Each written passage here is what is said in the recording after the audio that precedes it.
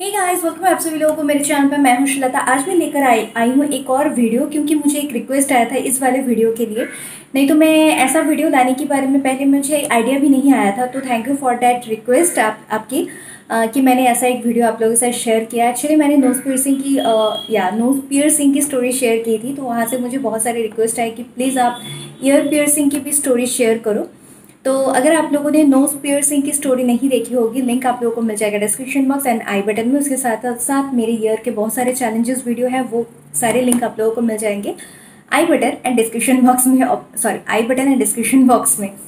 तो year piercing की story थोड़ी दुखद भरी है, जैसे नोज पियर्सिंग की भी थी, तो वो ये भी थोड़ी सी दुखद भरी है।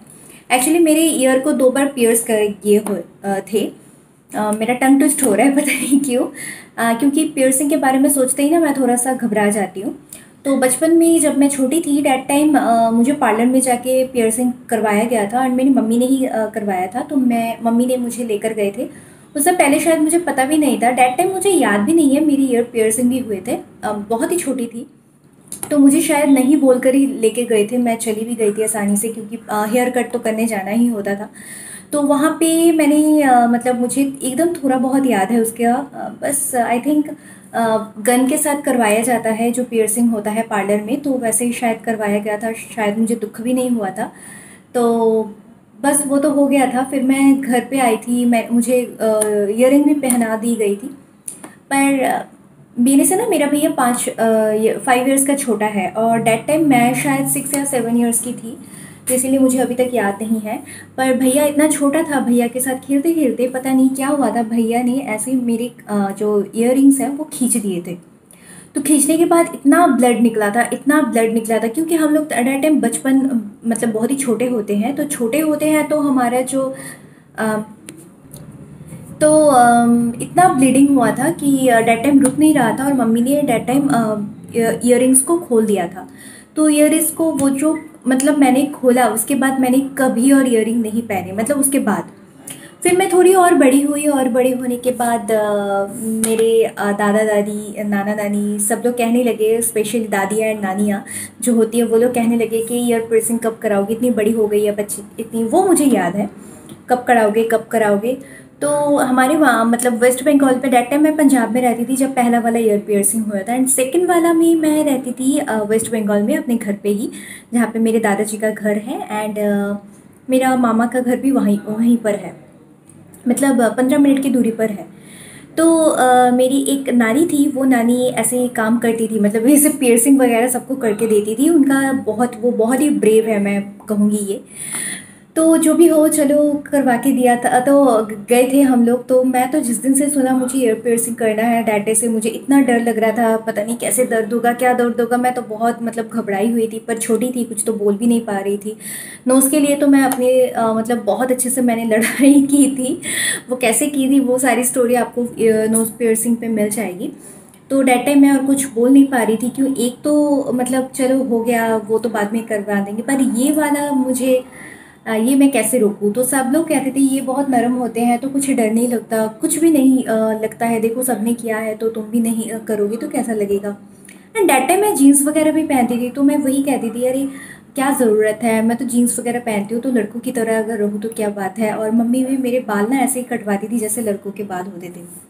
अगर मुझे कभी बचपन का अपना फ़ोटो मिला तो मैं आप लोगों को ज़रूर दिखाऊंगी। एक्चुअली मेरे सारे बचपन के जो हमारे फ़ोटोज़ थे, वो पहले वाले फ़ोटो, वो एल्बम ही पूरी ख़राब हो गई, तो इसीलिए मैं वो नहीं दिखा पाऊँगी। पर हाँ, मेरे बाल पहले बॉयज़ की तरह ही कट हुआ करते थे। तो क्या हुआ देन, मेरे वो नानी ने कहा कोई बात नहीं है, कुछ भी नहीं होगा, देखो मैं करवा कर दूंगी। तो हाँ, डर तो मुझे बहुत लग रहा था, पता नहीं कैसे करेंगे क्या करेंगे। तो ये भी मैंने सुना था विंटर में करवाते हैं पियर्सिंग, जो भी नोज़ हो या फिर ईयर हो। और विंटर में ना बहुत खट्टे खट्टे फल मिलते हैं, जैसे कौतबेल होता है, छोटा छोटा ऊड एप्पल जो होता है, ऊड एप्पल वाला, या फिर बहुत खटाई अचार वगैरह। ये सब अगर आप कोई भी पियर्सिंग करते हो तो डेट टाइम आप कोई भी खट्टा कुछ नहीं खा सकते हो, नहीं तो जो पियर्सिंग हुआ है ना वो आपका पक जाएगा। तो ये एक स्टोरी मैंने सुनी थी एंड सच में वो होता भी है, मैंने देखा भी था।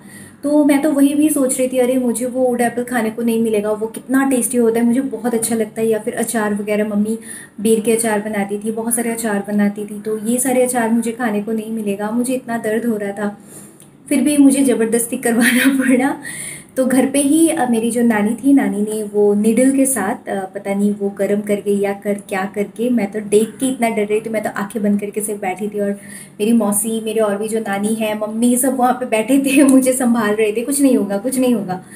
तो जो भी हो, हमारे घर पे अगर करते हैं ना तो पहले ना वो धागा दे देते हैं, धागा को गोल कर कर दे देते हैं। पार्लर में से तो आपको डायरेक्ट गोल्ड पहनना होता है, पर घर में अगर करते हैं तो धागा देते हैं। तो नानी ने करवा दिया और बहुत दर्द हुआ था, थोड़ा बहुत, मुझे फील नहीं हो रहा है अभी, पर हाँ, थोड़ा बहुत दर्द हुआ था। तो अ, बस करवा दिया। और मैं क्या कहूँ, रियली बहुत ही दर्दनाक हिस्ट्री है वो। उसके बाद मैं रियली उस ईयर में मैं ना ही वुड एप्पल खा पाई, ना ही कोई अचार खा पाई, क्योंकि डर लगा था अगर पक जाता तो क्या होता, अगर पक जाएगा तो क्या होगा, फिर से मुझे करवाना पड़ेगा। तो धागा होता है, धागा 3 दिन तक धागा था। उसके बाद जो नीम की पत्ती होती है, नीम का जो डंठल होता है, एकदम छोटा वाला, एकदम पतला वाला, तो वो डंठल दे के रखते हैं ताकि धागा उतारने के बाद वो जो पियर्सिंग है, जो छेद है, वो बंद ना हो जाए। डेट टाइम आपको साथ साथ में रिंग नहीं पहनाते हैं, तो उसके बाद धागा पहनाते हैं। वो जो नीम की डाल की डंठल होती है, वो डंठल पहना के रखते हैं ताकि आपको कोई यहाँ पे ईयर पे कोई प्रॉब्लम ना हो, वो पक ना जाए, तो मतलब कुछ इन्फेक्शन ना हो जाए, इन्फेक्शन ना हो जाए, तो इसीलिए। तो वो 3 दिन थी। उसके बाद मुझे गोल्ड रिंग पहना दी गई थी, और first gold ring I think मेरे दादाजी ने दी थी, गिफ्ट की थी, तो वही पहनाई हुई थी। वो बहुत दिनों तक था और मैं कभी उतारती नहीं थी, क्योंकि मेरे ईयरलोब इतने ही नाजुक थे कि बहुत दिनों तक मैंने वो पहना हुआ था कंटिन्यूअसली।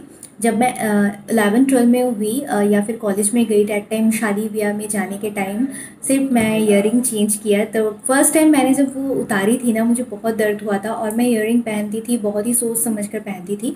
और आज भी मैं ईयरिंग्स बहुत सोच समझ के खरीदती हूँ, ताकि वो उसका जो पिन हो वो पतला हो, अच्छे से जा जाए, चला जाए। अगर मैं कभी घर गई तो मेरे ईयरिंग्स के कलेक्शंस हैं, वो मैं आप लोगों को ज़रूर दिखाऊंगी। यहाँ पे मैं कुछ नहीं लेकर आई हूँ, क्योंकि इतना ट्रांसफ़र करते रहते हैं, तो लाते लाते अगर वो टूट जाए, बहुत संभाल के रखती हूँ मैं अपनी सारी चीज़ों को, तो वो सारे मेरे घर पे हैं। अगर मैं घर पे दिखा पाई तो ज़रूर दिखाऊंगी। तो स्टोरी कैसी लगी मुझे पता है, बहुत बड़ी हो गई है स्टोरी, तो चलते हैं यहाँ पे वीडियो अपना ख़त्म करते हैं, फिर मिलते हैं न्यू वीडियो पे नई कुछ स्टोरी के साथ, अगर आपका कुछ नया रिक्वेस्ट है उसके साथ। तो आज के लिए इतना ही, बाय बाय। वीडियो अच्छा लगा तो लाइक करना मत भूलना, जो लोग नए हो बेल आइकन से सब्सक्राइब करना, एंड ऑल्सो शेयर करना मत भूलना। तो बाय बाय।